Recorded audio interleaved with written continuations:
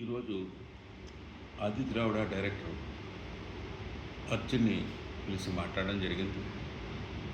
మాట్లాడి యానం అడ్మినిస్ట్రేటర్కి, యానంలో ఆది ద్రావిడ ఏడి మేడంని, అలాగే కింద పనిచేస్తున్న రవి తోటి కూడా ఫోన్లో మాట్లాడించడం జరిగింది. జీవో నెంబర్ 5 దానివల్ల ఇందులో ఎస్సీస్లో పెద్ద పెద్ద కొంచెం ఇల్లు కట్టుకున్న వాళ్ళకి కానీ కొన్ని స్కీమ్స్కి ఇబ్బంది వస్తుందని చెప్పేసి నా దృష్టికి 1 సంవత్సరం క్రితమే తీసుకొచ్చారు.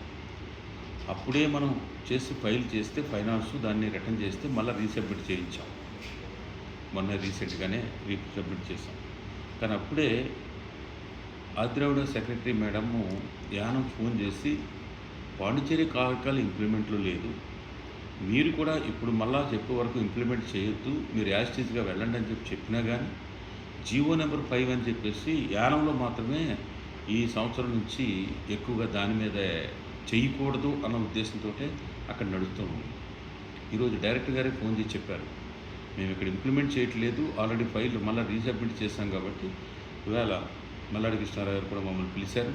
పిలిచి యానంలో కూడా జీవో నెంబర్ 5 మళ్ళీ క్యాన్సిల్ అయ్యి వచ్చే వరకు కూడా ఇది ఎవరికి ఇబ్బంది లేకుండా చేయమని చెప్పేసి చెప్పడం, దీన్ని చూపించి దగ్గరగా 350 పైబడి 7-8 నెలల నుంచి వాళ్ళకి మంత్లీ ఇచ్చే మెడిసిన్స్ బిల్లు కూడా ఆఫ్ చేస్తే ఈరోజే నేను ఫ్రైడేకి కల్లా వాళ్ళకి ఈ పర్మిషను ఇక్కడి నుంచి అడ్మినిస్ట్రేటర్ తీసుకుని వచ్చే మంగళవారం బుధవారానికల్లా అందరికీ వాళ్ళకి అమౌంట్ ఇచ్చేలాగా చేయమని చెప్పేసి ఇవాళ డైరెక్టర్కి అడ్మినిస్ట్రేటర్తో చెప్పడం జరిగింది.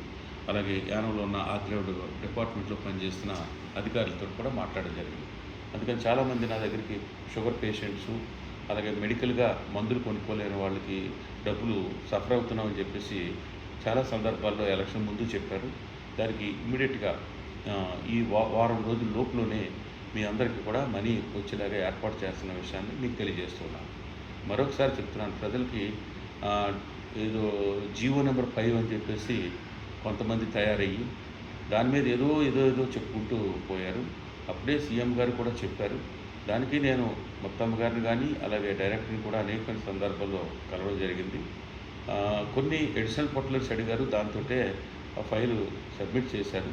ఆ జీవోని ఇప్పుడు అమలు చేయకుండా ఎవరికి ఎటువంటి ఇబ్బంది లేకుండా చేసే బాధ్యత ఆ రోజు చెప్తున్నాను, ఈరోజు కూడా దాన్ని ఏ విధంగా సాల్వ్ చేయాలో చేసే ఏర్పాట్లు చేస్తానని చెప్పేసి మీ ద్వారాగా తెలియజేస్తాను.